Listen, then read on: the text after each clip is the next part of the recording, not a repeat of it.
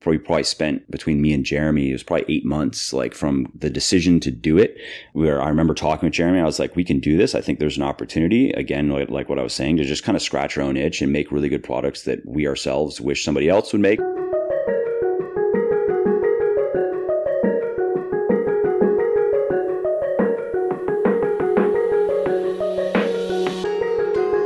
Hey there, it is Mike Matthews back with another episode of the podcast, and this time doing something a little bit different because instead of me just babbling about something about myself, I am going to be babbling with Josiah Novak from the Fitman Project. Seriously though, Josiah was kind enough to interview me for his podcast, and I thought all of you all out there might like it, so I'm reposting it for your listening pleasure. As you will see, our discussion kind of wanders all over the place, but if you want to hear the rather unusual story of how I got into the fitness industry in the first place, and then found a niche that I could excel in, which is writing in particular, and then moved into supplements and all the rest of it, then you should give this episode a listen. I think you will find it interesting. We also discuss some of what has worked well for me in terms of maintaining at least a semblance of a work-life balance, managing priorities, and other things work-related. This is where I would normally plug a sponsor to pay the bills, but I'm not big on promoting stuff that I don't personally use and believe in, so instead I'm just going to quickly tell you about something of mine. Specifically, my fitness book for women, Thinner, Leaner, Stronger. Now, this book has sold over 150,000 copies in the last several years, and it has helped thousands of women build their best bodies ever, which is why it currently has over 1,200 reviews on Amazon with a 4.5-star average. So if you want to know the biggest lies and myths that keep women from ever achieving the lean, sexy, strong, and healthy bodies they truly desire, and if you want to learn the simple science of building the ultimate female body, then you want to read Thinner, Leaner, Stronger today, which you can find on all major online retailers like Audible, Amazon, iTunes, Kobo, and Google Play. Now, speaking of Audible, I should also mention that you can actually get the audiobook 100% free when you sign up for an Audible account, which I highly recommend that you do if you're not currently listening to audiobooks. I myself love them because they let me make the time that I spend doing things like commuting, prepping food, walking my dog, and so forth into more valuable and productive activities.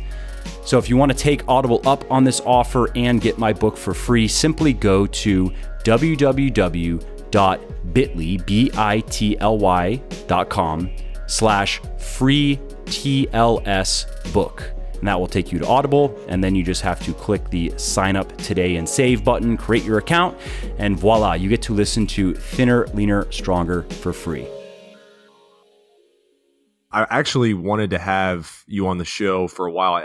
I have to give props where props are due because back in my younger, I call it my crazy days in my 20s, I read Bigger, Leaner, Stronger. Actually, you probably were the first person to really convince me that I could eat a little bit more flexible of a diet.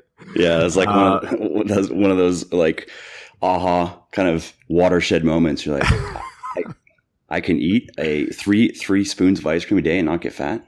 Yeah, a tablespoon actually. No, but yeah, it was. I actually distinctively remember. I don't know if it was the exact wording or not, but it was something about how you ate like chocolate gelato or something like that every night. Yeah, and I was like, "Holy shit, man! Like, this might actually be real." There's hope. Yeah, there's. Which, hope. It's funny. I don't know if you've had that experience, but I definitely had. Especially, I mean, I guess I've never had trouble with food. I've never really had a weird relationship with food, even growing up. Like I played a lot of sports and I ate the stuff my mom would cook and otherwise would have some shit at my friend's house here and there or whatever. But especially now, I guess my focus personally now is more on longevity and like I want to be able to continue doing what I'm doing now and continue to look and perform the way that I can perform now. 10 years from now, like if you actually look at my diet, it looks like your typical quote unquote clean eater, as opposed to, I just don't get into the macro gymnastics of trying to basically look good but have a shitty diet. You know what I mean? Yeah, no, totally. And in other words, we're just getting old. Yeah, basically. We're dads now. We actually have to be responsible. Yeah. No, yeah, totally.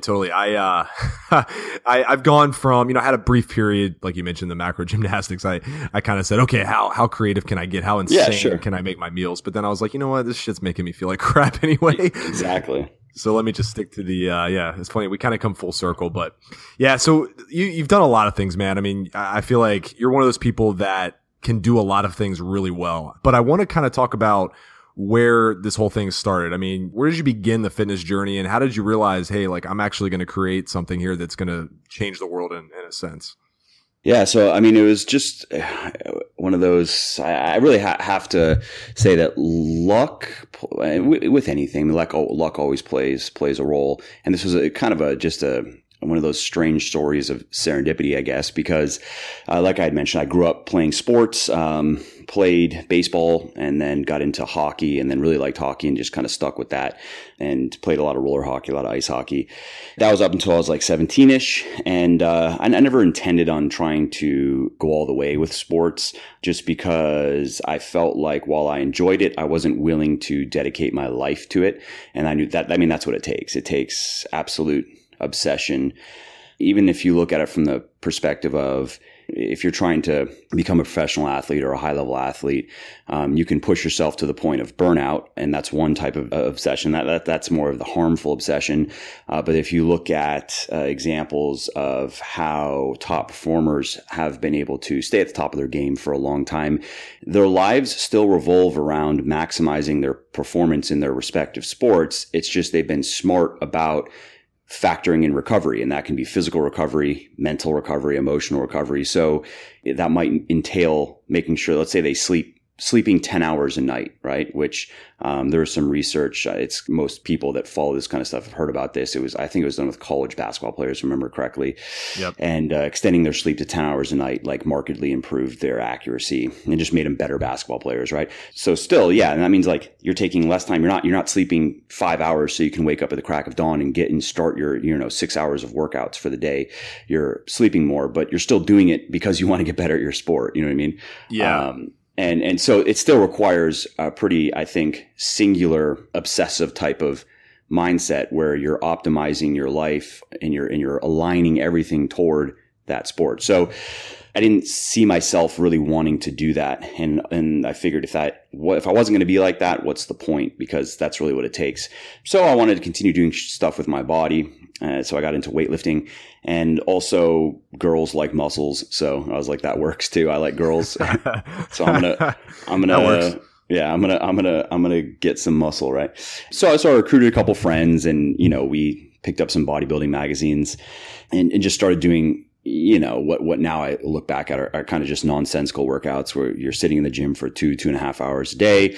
And that might be like, that might be an arms day, like 2 hours of arms and abs, right? Just crushing it. Yeah. Yeah. Like that makes any sense. Or maybe it's just pecs, and it's not even, it's mostly, pecs. Yeah. Exactly. Yeah. And because you call it pecs. Like, yeah, that's when it's totally fucked up. Yeah, exactly. And of course, that was my first, in playing sports, I hadn't really done any resistance training, especially hockey. It's not really a thing. You don't do, I remember seeing recently there was some guy, he was drafted first round NHL, and he couldn't do a pull-up. Like, he couldn't do one pull-up. Wow. I'm pretty sure my 9-month pregnant wife can do a pull-up. I'm pretty sure. Pretty sure. Yeah. Yeah. So, and she's not a weightlifter, she does yoga, she does Pilates. So that was my real, introduction to weightlifting, and newbie gains being what that's a real thing. And when you start doing any sort of resistance training, your body is hyper responsive to it.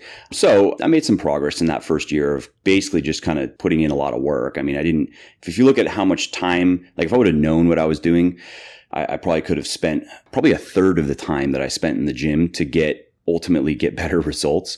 But, it was something, it was fun to do. It was time with my friends. And I also just really came to like, not the results in terms of how my body was changing. I mean, I like that, but also I came to enjoy working out, and it was something new, and I liked how I felt after and whatever, right? That was the first year. Maybe I gained, I don't know, 10 or 15 pounds of muscle in that first year, which again isn't very good, especially not considering how much time I put in. And I kind of stuck with it over the years. And I knew that I didn't really know all that much. It was more just, I didn't care all that much about it. It was something that I did because I enjoyed it and I knew it was good for my body. And at the time I was happy with, I didn't look at my body and be like, oh, I wish I were leaner. I wish I were bigger or stronger. And I was fine. I was out. Yeah, exactly. I was fine. And I was just kind of, had my attention on other things, whatever. And, but then along the way, I'm trying to remember exactly what the turning point was. I remember clearly one of the kind of light bulb moments was I had met this, bodybuilder and power lifter, and I didn't really know that world. I also didn't know how prevalent steroids were. And I didn't also know how to spot steroid use because, again, these are things I never looked into. I never cared. And, I wasn't exposed to it much either because I don't know if it was just because of the gyms that I always would work out in these like small kind of boutique private gyms and at weird hours. Like for a long time, I'd work out at 11 p.m. And so I remember one dude in particular who was super drugged up, but on the whole, I wasn't really exposed to it. So anyway, so I meet this bodybuilder and he was prepping for a show, super fucking lean, obviously. And I was just talking to him. So like, how do you look like that? You know what I mean? What are you doing? And he was the first person to turn me on to flexible dieting, actually, and then just heavy compound weightlifting. That's basically what I should be looking at.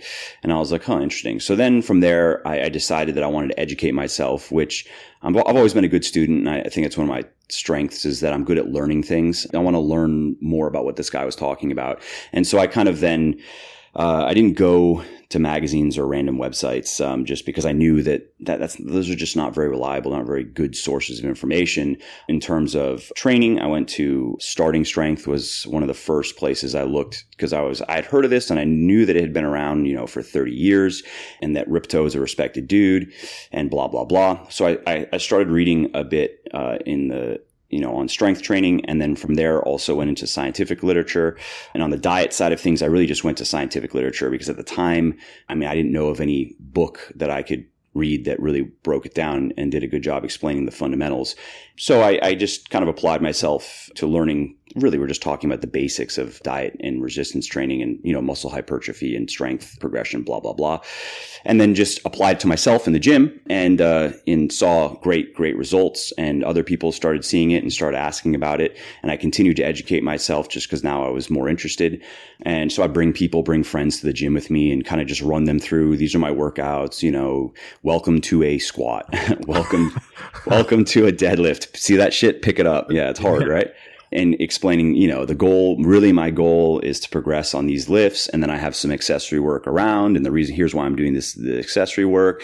And as I got more educated, it was more looking at, frequency, intensity, volume, which is something that I don't really spend all that much time talking about, especially in like Bigger, Leaner, Stronger, Thinner, Leaner, Stronger, because quite frankly, those books are really how Bigger, Leaner, Stronger came about. That was the book that I wish I had back when I started lifting weights.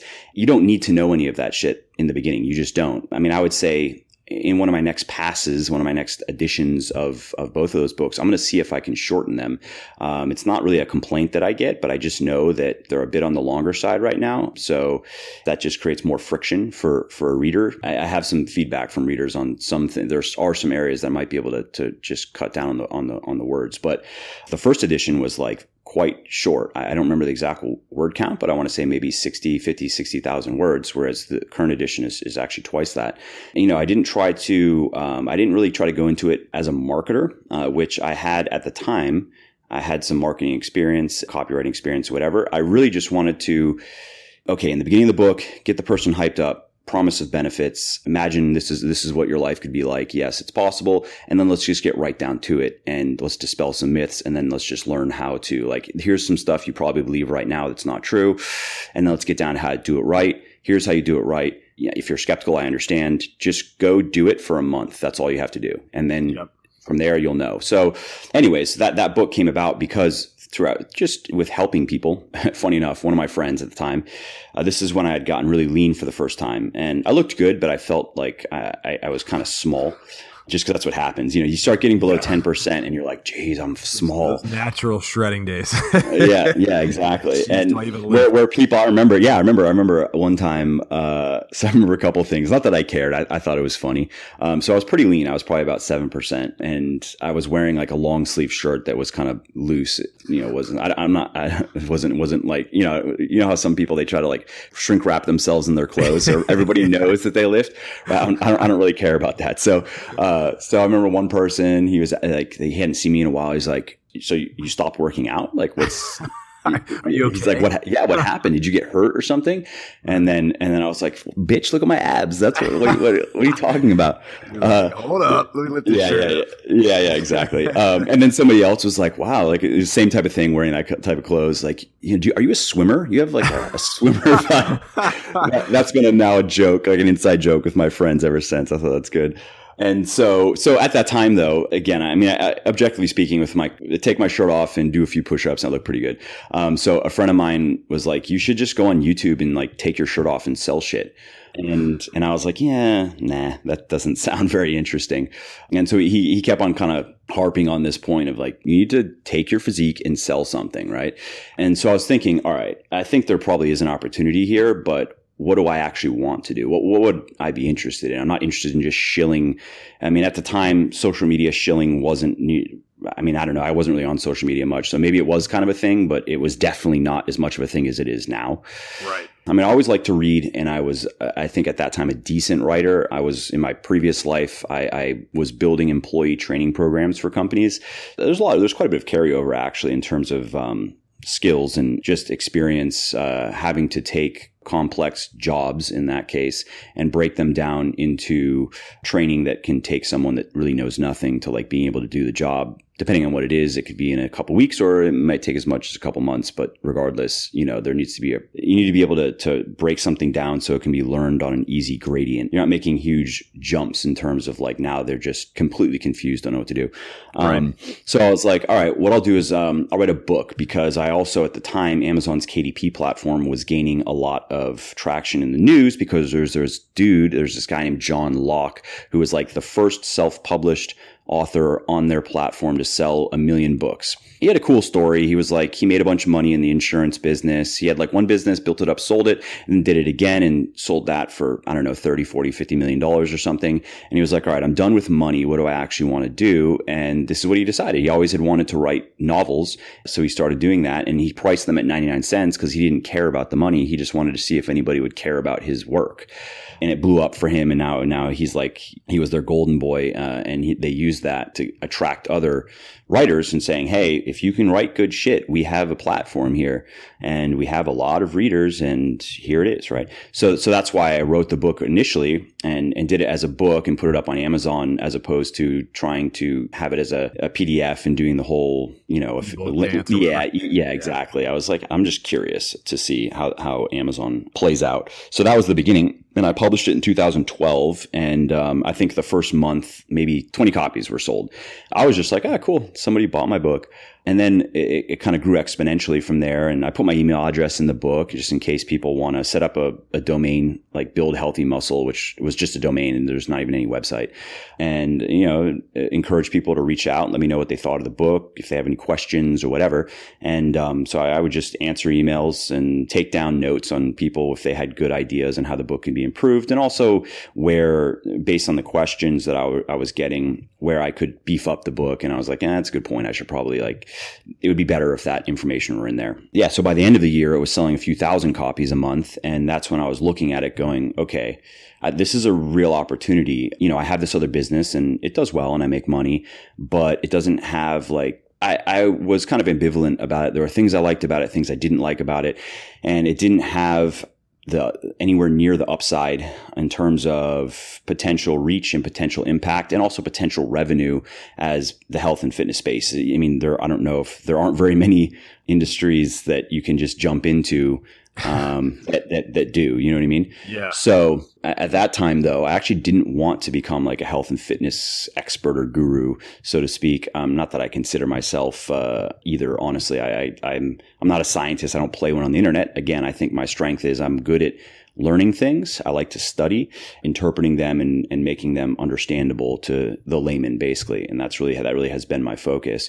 I guess I would maybe consider myself a researcher and educator, I guess. But at that time, I was like, I don't like the fitness space. I don't like fitness people. And like a lot of what I would honestly. No, like, I know. I'm with you on that one. I've had that discussion with people and they're a little bit taken aback. Like, I was at Have you been to the Arnold Classic? Yeah, no shit. Yeah. I was around these expos. Yeah. Good luck. Exactly. I was at a family wedding over the weekend and there were a few people. I don't like to talk about myself at all, honestly. But like when people ask, it's just standard thing. What do you do? Oh, health and fitness things. Like, you know, oh, so what do you mean? Like a personal trainer? Yeah. Not it's like, not exactly. Usually my thing is like, I have some books that are popular and I have some websites and supplements and shit. And that's it. Right. But in having that discussion with people, a few people were kind of like, they thought that was funny, you know, where they knew about me, like, cause they like Legion and shit. So, cause they're in the family. And so my cousins have talked, they think it's kind of cool. That's always funny to them where I'm like, yeah, you know, they're like kind of, they think fitness people, they think it's just kind of, there's a lot of neurosis and it's just a weird space. And I'm like, yeah, absolutely. I'm not very well networked in the space cause I don't like a lot of the people in the space, legitimately just don't like them. Yeah. So I didn't want to really go into it. And I was thinking initially that what I would do is start a publishing company and just apply what I had learned, you know, with selling my own books to selling other people's books. And it wouldn't just have to be health and fitness stuff. That opportunity is actually still there because traditional publishers have distribution on their side, absolutely, but they're pretty weak on the marketing side of things. They move very slowly and they can't take as many gambles anymore on unknown authors, or they just don't want to.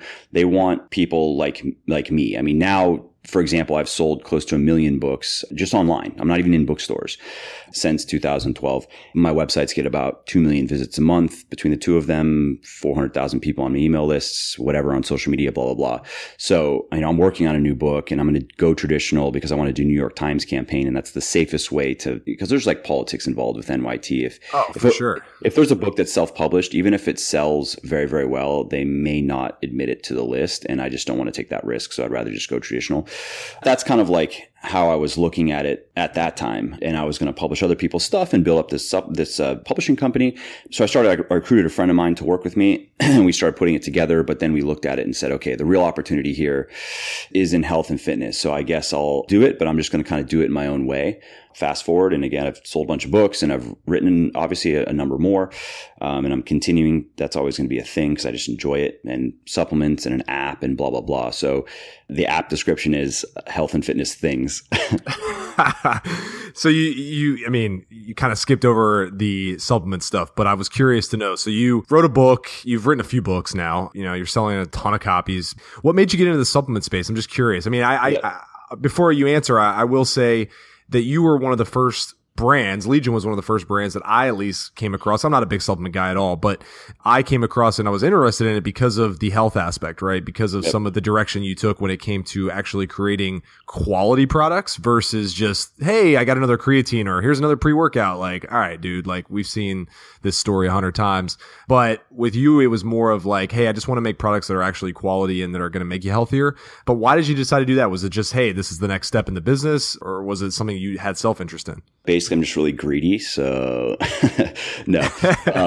So cash. Yeah, it's just fucking cash, bro. Like Lambos and Rolexes. Gotta make it rain over here. Yeah, and bitches. No, so I've taken a bunch of supplements over the years because I'd go to GNC. That was like part of the thing when especially when you're in the magazine world. And you know, if I kind of rewind to the first couple years of my exploits in the weightlifting space, where, yeah, you try all different kinds of supplements. So I'd go to GNC and I'd try, test boosters and GH boosters and pre-workouts and post-workouts, everything. I'd spend like, I don't know, probably $300 or $400 a month on crap. Yep. And then obviously throughout the process of getting educated, I kind of learned that like, so like basically all that stuff does nothing. All right, well, I'll stop wasting money on that. And, but still would use protein powder. And I did like a pre-workout, if for nothing else than just like, by that time I was working out early in the morning. So it was nice. It was nice to feel fully awake and like if it's just caffeine, you know what I mean? It just before a workout, it does make a difference if you have enough. And so I saw an opportunity. I guess it was kind of twofold. One, it was kind of selfish, and then I wanted to scratch my own itch and make products that I myself wished someone else was making, essentially. And that's how it kind of started. Like, okay, so once I understood a bit more about the supplement industry and how shitty most of these products are, the question was why? Why doesn't someone just make a good product? What's the problem? Is it just pure greed? Is that really what it is? And where, basically you have all the big players, almost like it's a cartel, to say, all right, guys, let's just keep all of our costs collectively. Let's keep our cost of goods as low as possible so we can have Lambos, Rolexes, and bitches, right? And it's kind of that, but it's also, unfortunately, for the supplement companies that are reliant on retail, is how the hierarchy is set up. It pretty much precludes quality products. You can't, because when you take into account the margins that the supplement companies themselves need, mainly because of how much marketing money they have to spend. I mean, it's not uncommon. I know for various supplement companies that are 8-figure companies that have to spend 30% of revenue on marketing, even as high as 40 or 50 with some of these direct to consumer kind of e-commerce supplement companies. So they have to spend all that money just to keep their revenue where it needs to be. And they also churn through customers at an alarming rate. So they have to constantly be acquiring new customers, which is very expensive to do because it just, anyone in business knows that it's tremendously, exactly. That's like the never ending headache is how to acquire more customers, less expensively. And they're not equipped, especially these supplement companies. Many of them are not equipped, or they're not focusing on retaining their existing customers. So it's just that churn game. And then you have like the wholesalers and distributors, they need their cuts. And then you have the retailers need their cuts. And in some cases, the retailers, they want big cuts. Like GNC had reached out a couple of years ago and they wanted a 70% margin themselves, meaning they wanted to more than double markup. And it was just like, yeah, that doesn't work. But,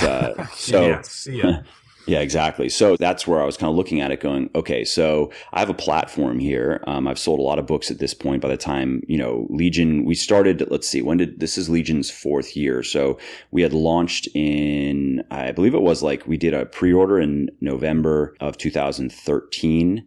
And then it went officially live in, exactly. Then it went we started shipping product in 2014. And a lot of 2013 was, probably spent between me and Jeremy, it was probably 8 months, from the decision to do it, where I remember talking with Jeremy, I was like, we can do this. I think there's an opportunity, again, like what I was saying, to just kind of scratch our own itch and make really good products that we ourselves wish somebody else would make. And then also take advantage of, I think there's a gap in the marketplace. I think there is a legit opportunity to do naturally sweetened, naturally flavored products, transparent formulations, backed by sound science, that we also will be, fully transparent with. I had recruited a couple people, one person in particular who is very smart with this stuff and on the same wavelength in terms of what is actually a good product and what products are worth making and what products aren't. I don't have a hormone product whatsoever, not because, if I just liked money, I would absolutely just make one. We get asked about it all the time, especially testosterone in men. It's just more and more of a, it's a growing concern. And just because, I understand testosterone levels on a population basis have been declining for decades now to a point where it just really impacts quality of life.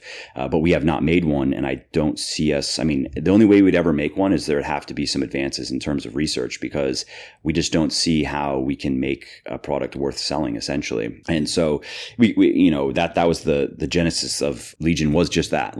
I want to make things that I just want to stop having to take inferior supplements myself, which are they're better than nothing, but they're not very good. And, I want to take my own. I just want to make like what products I wish I had. And then hopefully other people like the idea too and want to buy them. And so that's how it started. And, it's gone very well. I mean, again, this is Legion's 4th year, and it's going to do 8 figures in revenue this year. It's pretty cool. And so you do a lot of things. I mean, you outside of the fitness stuff, right? I mean, you're a dad now. You're expecting baby number 2. Yep. You're married. I'm curious because I talk to different people in different walks of life. Some people are kind of past the whole, like, I call it like the grind phase of like, okay, I have a million things going on. I'm trying to be great at all of them. And then some people are just starting.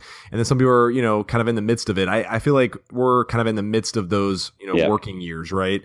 Mm-hmm. So how do you balance it all? I mean, you seem to be really, really good at so many things, but it's like for someone like me, I have a podcast, I have a coaching business, I have another business unrelated to fitness. I also have 2 little boys under the age of 3. And so it's like, sometimes I feel like my brain's going to explode, right? Yeah. So how do you do it? I mean, what are some of the best practices you have with keeping everything in balance, keeping what's important at the forefront of what you do as well? Well, I mean, I guess if you kind of zoom in, I mean, you're probably the same way. Routine and habit are big for sure. And that means for me, I wake up fairly early. I get my workouts done early and get to the office and just work. And, I would say that if I look back over the last, let's say 5 years or whatever, my life has been pretty imbalanced, but I'm okay with that, where my focus has obviously been on work. And then really any time away from work has been spent with my family, and I haven't spent much time. Like I don't, really hang out with friends, or at least I haven't all that much. Yeah, I've had a few hobbies where I'd go out on Sunday afternoons and play some golf or go play hockey. I started playing hockey again when I was here in Florida just for fun. But I think that's fine. I think the idea that you should try to keep everything balanced, especially in the beginning of any sort of entrepreneurial endeavor, is bad advice, actually, especially if there's an opportunity there, because speed, I mean, this is something that I've come across actually more just in reading historical stuff and biographies and stuff, and more from a military context, right? Speed is everything. That was Napoleon's whole thing, right? Is what careful and deliberation, swift in execution, or whatever. And one of the reasons why he was such a great military commander is he moved so quickly. Like his army was able to move so quickly, and they were able to get in positions that made no sense, and they would throw their opponents off, whatever, right? So in business, though, that there's also a lot to be said for speed of execution, and going too slow one, it's psychologically, it's just demoralizing. But 2, the more time you add, the more chances that something can go wrong. And that could be, there's so many things that, I think if you look at in terms of a meta sense, success is not just about making things go right. Yes, it is. There are plenty of things that you have to do and have to go well, but it's also not having a lot of bad things happen that could happen. And in some cases seem very much out of your control. The mistake can simply be adding too much time. You could be doing the right things. You're just doing them too slowly. And then just like that, it could be that the opportunity evaporates because, someone else has been working on it as well, and they come to they're first to market. They have more money. They have some huge competitive advantages that now just kind of make you irrelevant. Or it could be internally with personnel. Something goes wrong, and some key person that has been working on some project is out of commission for one reason or another, or gone, or whatever. So that's been something that that's why I kind of have worked, probably on average. It's a little bit less now than it was back then, but then it was, I don't know, maybe on average 70-ish hours a week or something, just because I knew the opportunity was there, and I wanted to do everything that I could to capitalize on it and not miss out due to this idea that my life has to be quote unquote balanced, and also what the idea of balance, someone else's idea on, what's important and what's not important.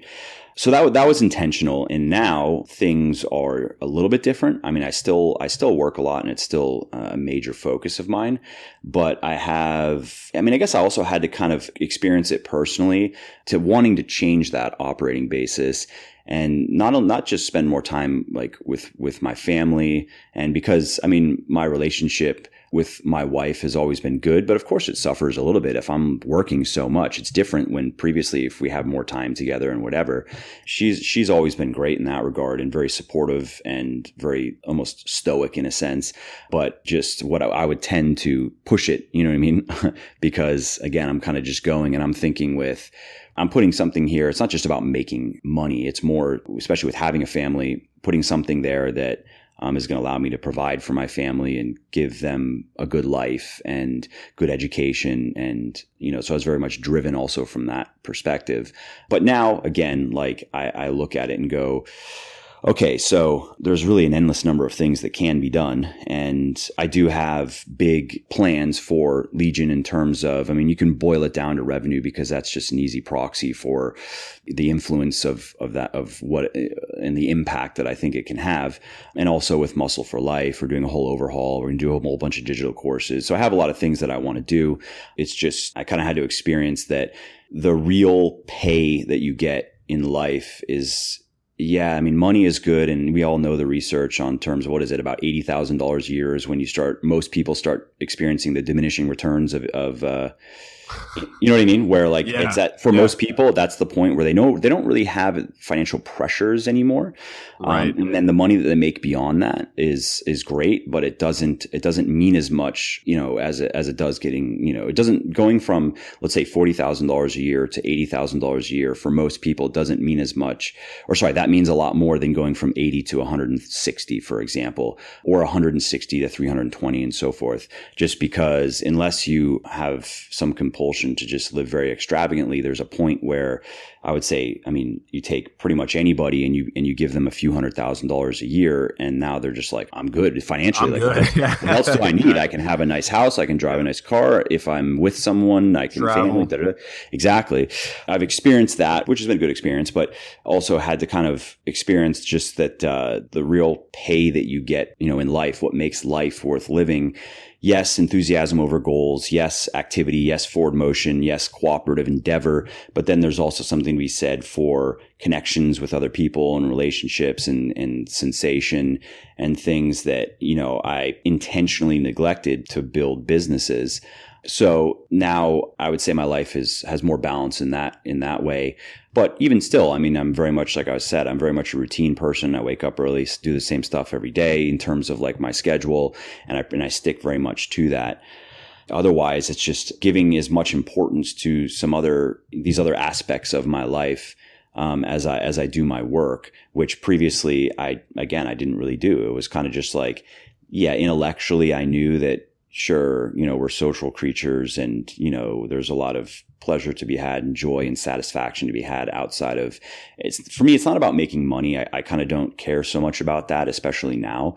It's more just about, I like doing things. I like coming up with ideas and making them a reality and like seeing them work, and just that's really what I like.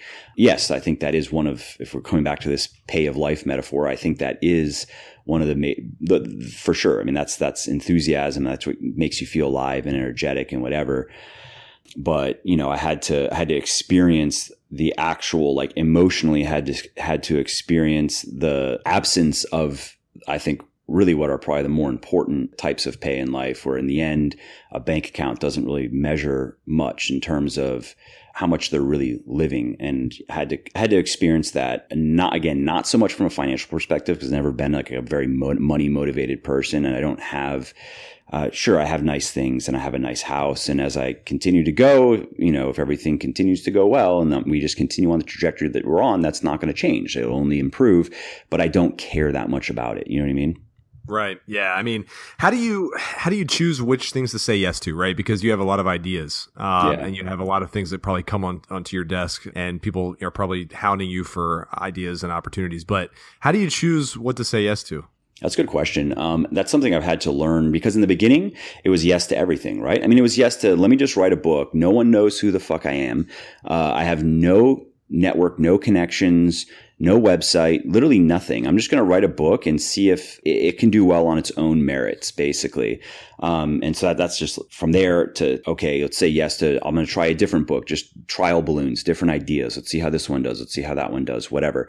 And then now, I've had to kind of flip that around where I say no to a lot more things than yes. And that's also to myself. I mean, I'm approach. I don't have any trouble saying no to a lot of the random ideas that are floated my way from other people.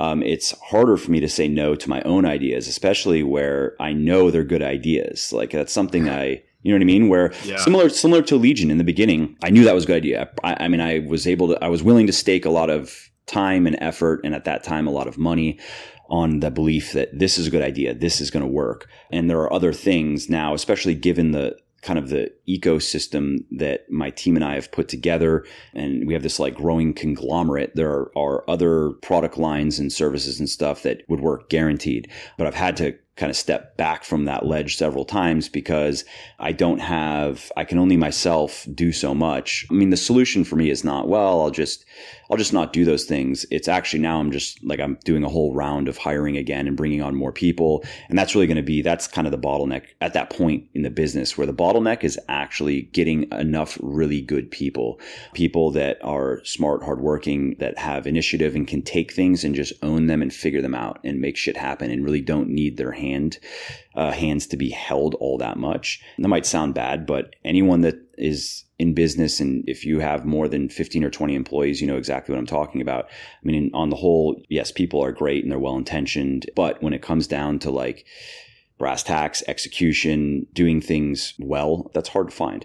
So that's more what I'm looking at now, is like what I'm saying yes to are the things that like, there's an opportunity cost is what you're getting at, of course, to anything. So any time or money that I put into project A is time and money that I can't put into project B or C or whatever. So what I have, and this is something that I've spoken quite a bit with my team and my business partner, and I've offloaded various tasks and things that I've been doing to free up time for what I think is the highest and best use of me, and that is content creation and the type of content that only I can do.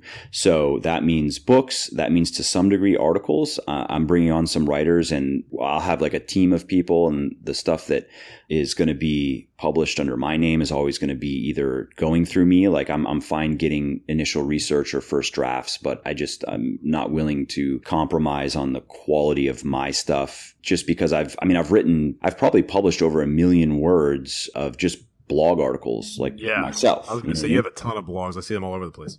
Yeah. And that's not including books and right. Whatever else, right? So high quality written content still does very, very well. Yes, it's very competitive. And, if anybody out there is considering getting into the health and fitness blog space, yes, you can do well, but just know that you're up against there's always room for someone that can produce stuff that is very different or very high quality. Like Greg Nuckols is a great example of that.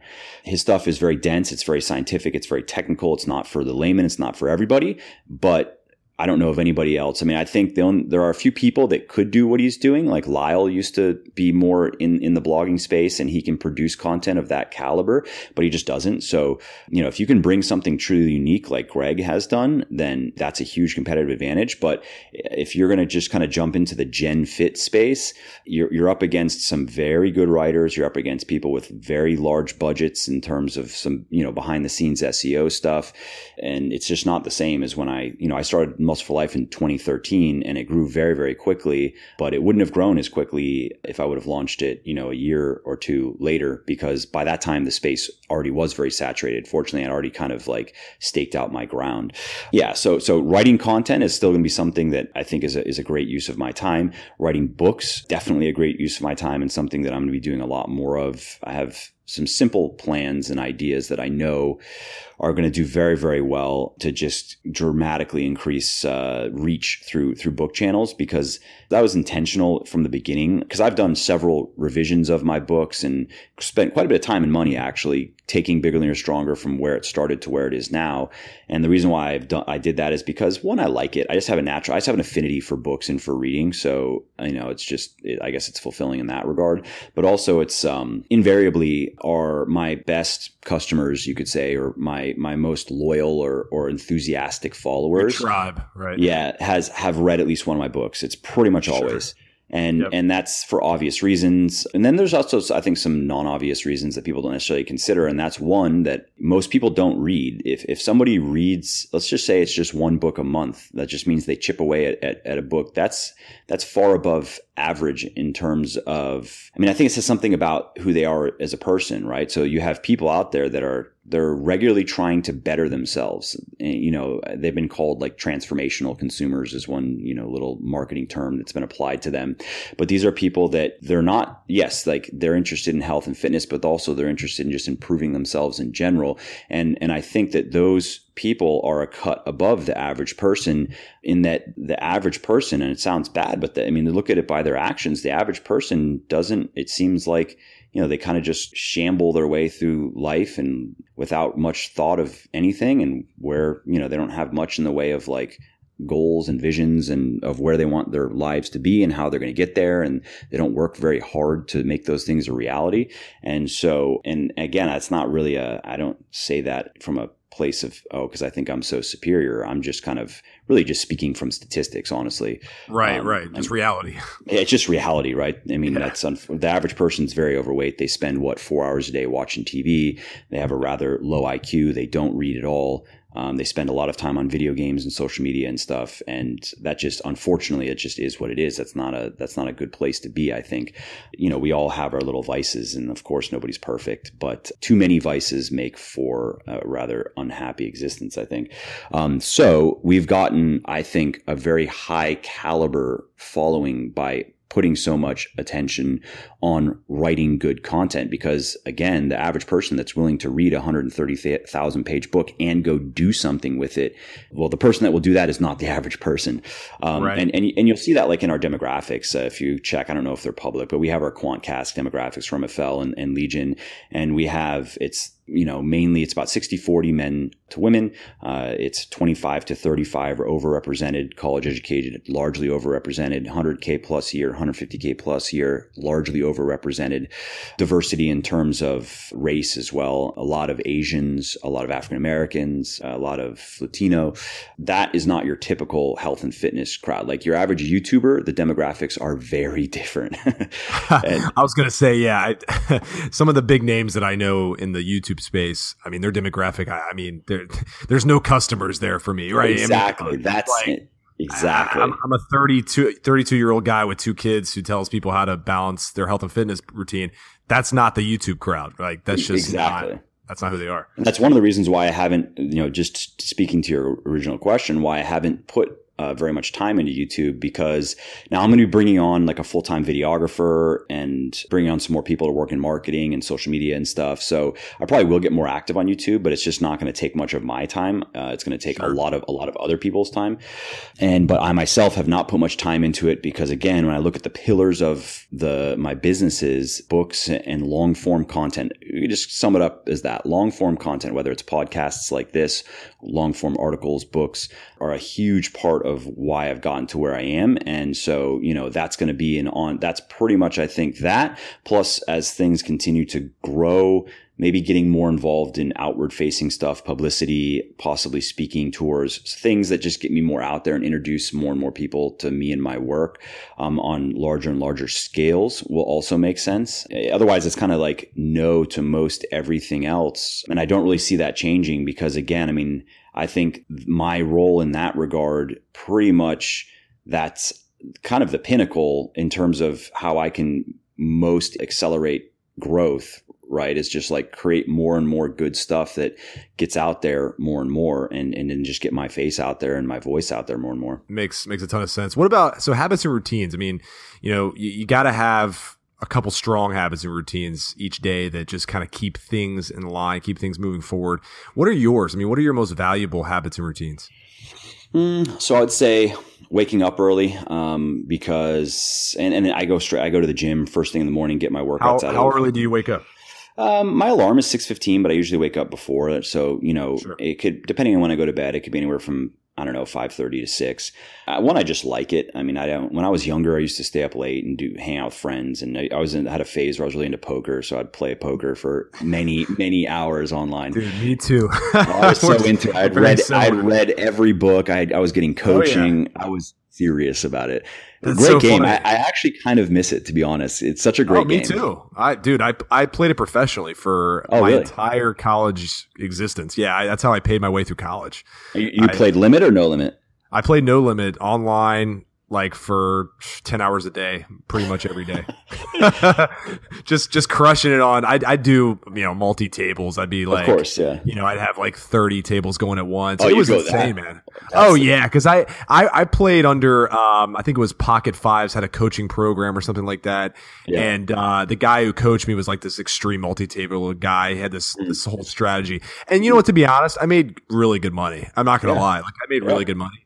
But it became so unhealthy, and after I was done with my sessions, it would just, like the feeling of being after a bad day was like so bad, right? You just wanted to I just wanted to sprint through my window, man. I was just like, I'm out of here. Like, this shit sucks. But yeah, so I played for a long time. I played in Vegas. Actually had a fake ID and lucked my way into a couple big tournaments out there. And that's funny. Yeah, it's crazy, but yeah, the good old days. Yeah, the good old days, exactly.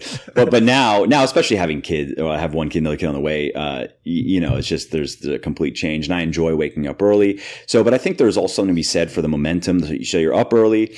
I don't know how valuable this habit is in the grand scheme of things, but I do the cold shower thing. Just because it wakes me up. I like that, where I don't really necessarily have trouble waking up, but I definitely feel like fully awake after it. And also, we know that it improves circulation for sure, which is just good, right? That's going to help with minimally just giving all of your tissues in your body, getting more nutrients to them, which can also possibly help a little bit with recovery. And it may also improve immune function, which is cool. I hate getting sick, so anything that may help with that is no cost like that, where it's just, sure, take a cold shower, I'm in. And we'll see what comes out of, as they continue to do more research on this, thanks to, obviously, Wim Hof has hugely popularized cold exposure, and some of the stuff that he's been able to do with his body and also teach other people to do is absurd. And so there's that. And then, going to the gym, getting a workout done right away is one, I think it's a great start to the day, where no matter what happens from there, like you have it just gives you forward motion, I think. Yeah, it's low hanging fruit, right? It's like just quick win. It's like the little, exactly, where even what is the lowest hanging fruit is what, right? Make your bed, that's like a thing. The Navy SEAL guy or whatever. Yeah. That's I don't know. I don't get any satisfaction from making my bed, but I do get some satisfaction from going in and getting my workout done. And then also functionally, it's just better. I feel more mentally alert throughout the day when I do it that way, and just more energetic throughout the day, especially if I didn't sleep enough the night before. It helps a lot. And then there's nothing that can get in the way of it later. So if I was planning on going at 6 p.m., who knows? Something can get in the way of that. If I get it done first thing, it's done. So there's that. And then there's just in terms of work habits, I'm not big on like Pomodoro or anything in particular, just because I don't know. I just don't feel the need for it. I don't get mentally depleted very easily, if ever. Really, the only times I really feel it is if I really didn't sleep enough, and come the end of the night, I'm just tired. Like, it's not mental depletion; it's just whole body depletion. And so it's never something I've really struggled with. Even if that means that I can go through a few hours of deep work that requires a lot of concentration, wrap it up, and then like go to the bathroom and come back, and I feel like ready to go. Like, I'm not, I don't feel like I need to take some downtime, which I understand. I know that's not normal, and many people do. So I think that is definitely, the idea of working in sprints and then just backing off for 5 or 10 minutes and letting yourself recover basically makes a lot of sense. I've not really had to do that, but I do the standard stuff of prioritizing my tasks, spend the beginning of my day. What do I need to get done today? What are the high priority things? And then if I have more time, what are the things I can do after? If not, those can get bumped to the next day. The stuff, I mean, if people listening, if they haven't read the book, The One Thing, the simple tools that are kind of just laid out in that book, short, simple book, I recommend it a lot. I really liked it because it was better than I was expecting. I thought it was going to be similar, like when I read The Art of War. I thought it was going to be, The War of Art. Yeah, I thought The War of Art. Yeah, favorite book. War of Art. Yeah, exactly. I thought it was going to be just kind of like self-help junk food, but actually it was a lot more profound than I expected. And I had the same experience with The One Thing as well. Have you read The One Thing? I haven't. You should read it. I don't know why I haven't, but yeah, I just took a note to read that. You'll like it. You'll like it. The War of Art's my favorite book. It's actually inspired me to write a book about being a young dad. Nice. But yeah, it's solid, man. It's so simple, and which is, I think, the mark of genius, right? I mean, it's like you take something and you make it so simple to understand, but also so powerful. It's like, exactly. Like that's like the damn moment. Like it's really dope. But no, I mean, because what it's what other books do you like? There's so many, and I read. So I kind of like work through a rotation of marketing and business books to biographies or historical books. Here, let me pull up my little spreadsheet, and I'm like kind of OCD about it. I take a bunch of highlights and notes, and then I pull them all out and I put them into Google Docs, and because then I can actually easily review any book that I've read. Basically, I have a Google Doc with all of my highlights, all of my notes, and also I know that helps with just retention of the information. So you're reading it once, doing highlights, marginalia, and then going through them again, reading them again, pulling them out. It really helps a lot. So let's see. I recently read, I'm in the middle of a book called Peak right now, which I'm liking. Oh, yeah. Well written, very easy to read. And we'll see. I'm only maybe 40 pages in, so they haven't gotten to, I've maybe made like one or two highlights, but I'm expecting, the good information is coming. Usually the first 50 pages, 30 to 50 is they're just trying to hook you, right? Sure. So yeah, I'm in the middle of Peak. I like that. Band of Brothers was one of the last ones I really liked. I mean, big fan of the show, but hadn't read the book. The E-Myth, I recommend that book for just general business, on like entrepreneurship. It's very much about kind of the core of the message is systematizing your business and codifying the individual jobs in your business, so it can scale, which is also just very relevant to where I'm at right now. Like I was saying earlier, there's like 17 or 18 of us now. I think to get things to like where I want them to be, I'll probably need a total of 50 to 70 people would be my guess. Wow. And that requires a lot of working on the business instead of in the business. So it was just also relevant to me and my team and where we're at right now, where we need to go from there. Getting things done, I read again recently. I'd read it a while ago. Pretty good. I like, on the whole, I use my own version of some of his ideas, I guess, or he probably just took the ideas from someone else, to be honest. But like, for example, getting everything out of your head. I keep lists on all kinds of things. Like I use my calendar I want to use my mental energy and my cognitive capacities for figuring things out and creating things and, doing valuable work, not trying to remember trivial shit that I can just put into a system. You know what I mean? Yep. That was big. Let's see. You can just edit this also as I'm looking through if you want to just make it. Yeah. Going through here, let's see. I'm pretty much going to cut out everything you said. No. Right, perfect. I'm not even going to publish this episode actually because this is never going to see the light of day. I've basically been asleep the whole time. So wait, who is this again? yeah. All right, cool, man. Got to go. Yeah. But no, I'll just say, like, also if people are just generally starting out in business, Lean Startup is I think a great book. Oh, that's a great book. Yeah. Particularly, obviously, the concept of a minimum viable product, which is something that, like, I did well with the books. That's very much what Bigger, Leaner, Stronger was. That first edition was very much an MVP. And I did well with Legion, kind of. I probably could have we launched with 4 products, probably could have done with less, but that's not too bad.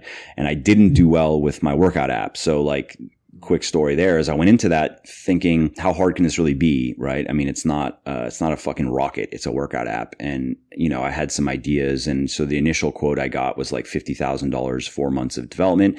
And I was like, sure, why not? Even if it goes nowhere, I don't know. I think there's an opportunity, right? That's how I was thinking about it. Essentially, that turned into a year plus of development. I had to switch companies and I don't know, I've probably put in $250,000 by now.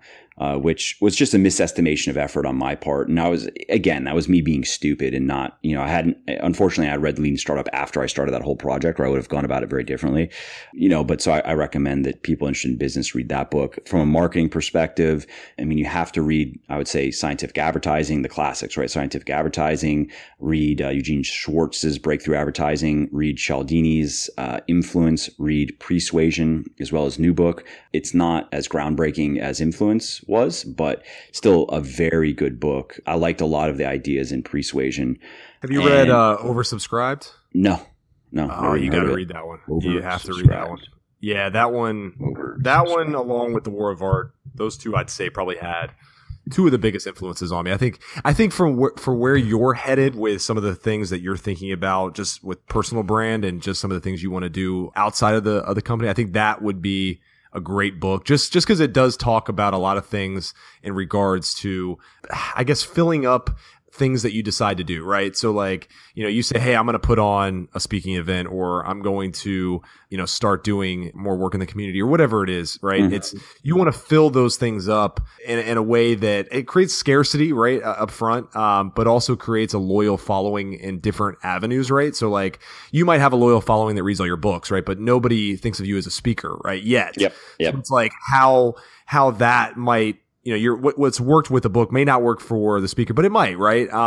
But the book itself is phenomenal. I mean, it just talks about having a tribe that just jumps at basically anything you put out there, right? So it's like, hey, I'm doing a world tour, right? I'm going to go speak in all different countries, and you're going to sell it out like just right away, right? Because you have this group of people. But it's a phenomenal book. If you like the books, you talked about so far, you would love Oversubscribed. It's a phenomenal. Cool. Yeah, I just pulled it up on Amazon. Yeah, it's great. I have to work it into my. I'm gonna die. I'm gonna die with a long to be read list. But but what I'm looking for now, like it's also there's an opportunity cost to reading books, right? Because they take time. Oh yeah. Especially, I don't just read. I would say it's more maybe along the lines of study. Like for example, I look up in a dictionary any words that I don't know, and I've been doing this since I was 12 years old. So I guess that has contributed to my vocabulary, but it also has contributed to my understanding of the subtleties of words. Because the English language is massive. It's 1 million plus words, and words have explicit and implicit meanings and connotations. This is one of the things that it was just in Persuasion that I already knew myself, but it was just a good point of that. A lot of people, they underestimate the power of the right words. There are many different ways to say things, and especially in the English language, you can communicate a single concept in many different ways, but certain ways are far more persuasive and interesting than others. And a lot of that comes down to what words not just mean, in the simple sense, but what they connote and what associations people have with words. I've experienced that quite a bit in naming products, actually. So with Legion, we don't just choose product names, throw shit out there. We survey. And so, what I do is I go through word lists and thesauruses and just kind of rack my brain and come up with a number of options for a product, for the name of a product. And then we email to our customer list and ask them to rate the options on a scale of 1 to 5, with 1 being I hate it, 5 being I love it. And we give them an option to also like any suggestions or whatever. So for example, for my joint product, which is called Fortify, I didn't really like that name. I thought it's too obvious, right? It's too top of mind. And also for me, it brings up an image of a fortress, right? Or like stone. And I don't want my joints to be stone. So like I kind of want it to be the opposite, right? So for me, but just because I didn't like the name doesn't really, I still put it on the survey. And the name, if I were just choosing myself, the name I really liked was Halo. And because it's a short word, it's simple, it's 2 syllables, and it has, for me, the connotation it was protective, right?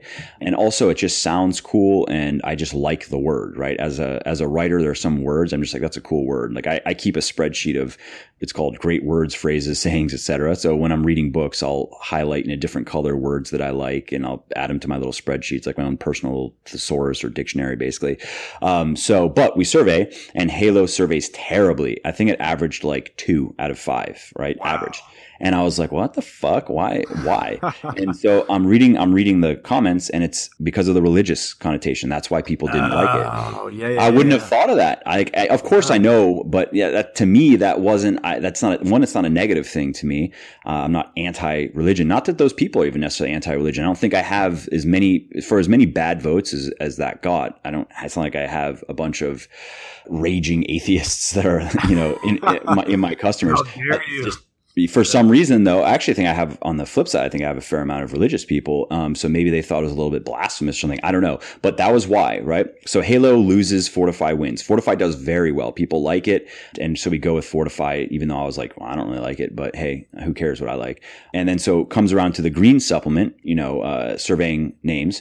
And Genesis is in there. I think it's great, right? It's a little bit long, it's 3 syllables. It's religious stuff again. I know, but it sounds, it's a good word. The connotation is perfect, right? Yeah. I think for the product, and it just sounds, it's one of those interesting sounding words that, and it flows well. It's easy to say. It surveys really well. One of our best surveying, that and probably Pulse were the 2 best surveyed names. Pulse is a great word. Yeah, so there's another example where Pulse, I was like, that's a great name, surveyed well, that's the name.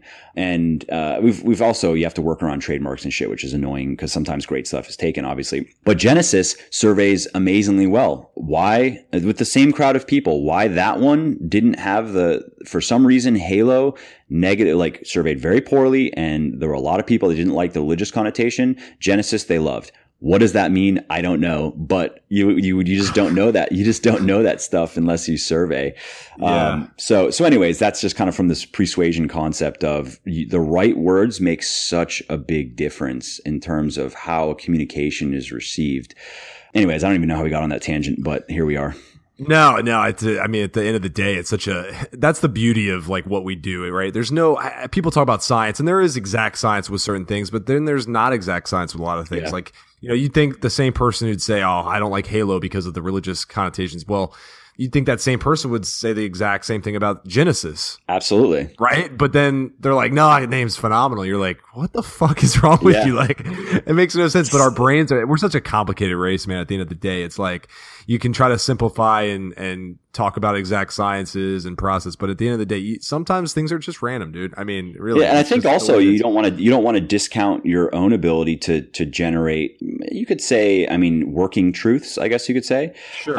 Where just because there's no science available on something, or you can't find any scientific evidence of something that you've observed, doesn't mean you should discount what you've observed.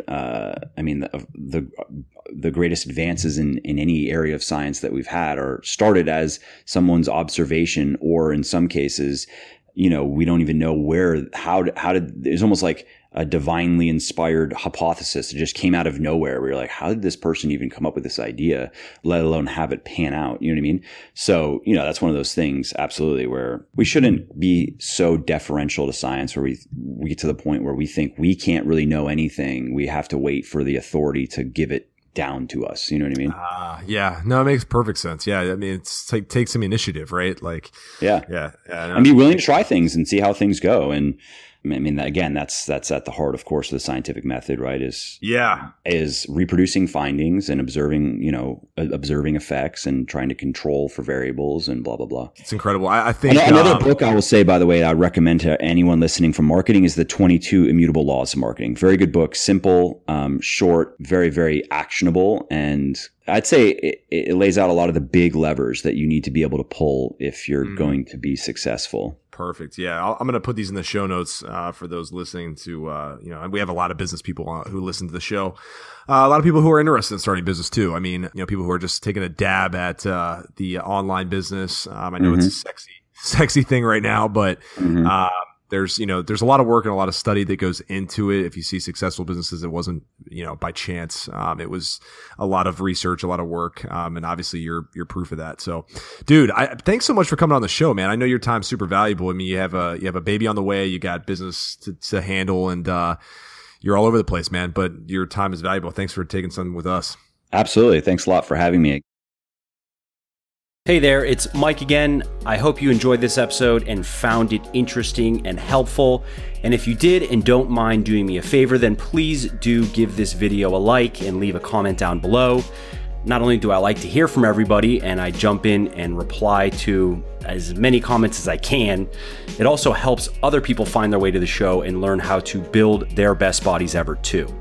And of course, if you want to be notified when the next episode goes live, then just subscribe to my channel and you won't miss out on any of the new content. Lastly, if you didn't like something about the show, then definitely shoot me an email at mike@muscleforlife.com and share your thoughts on how you think it could be better. I read everything myself and I'm always looking for constructive feedback, so please do reach out. Thanks again for listening to the episode, and I hope to hear from you soon.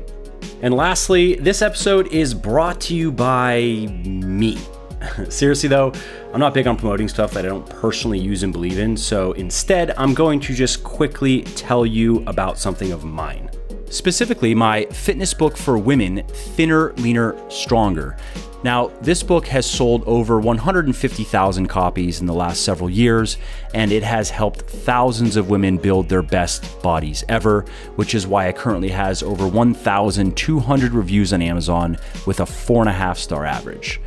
So if you want to know the biggest lies and myths that keep women from ever achieving the lean, sexy, strong, and healthy bodies they truly desire, and if you want to learn the simple science of building the ultimate female body, then you want to read Thinner, Leaner, Stronger today, which you can find on all major online retailers like Audible, Amazon, iTunes, Kobo, and Google Play. Now, speaking of Audible, I should also mention that you can actually get the audiobook 100% free when you sign up for an Audible account, which I highly recommend that you do if you're not currently listening to audiobooks.